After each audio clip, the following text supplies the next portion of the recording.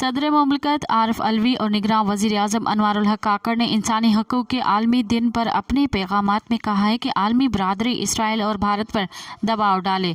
सदर आरिफ अलवी ने कहा कि इसराइल फ़लस्तीनियों को बदतरीन नस्ल कशी का निशाना बना रहे हैं। फ़लस्तीनियों पर रियासती दहशतगर्दी पर आलमी बरादरी इसराइल के ख़िलाफ़ कार्रवाई करने में नाकाम रही।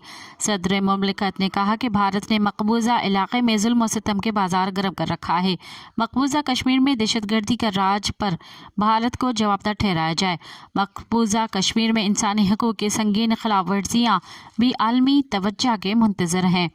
दुरैन असना निगरान वज़ीर आज़म अनवारुल हक काकड़ ने कहा कि भारत गैर कानूनी तौर पर मकबूजा कश्मीर में इंसानी हकूक़ के संगीन खिलाफ वर्जियाँ कर रहा है।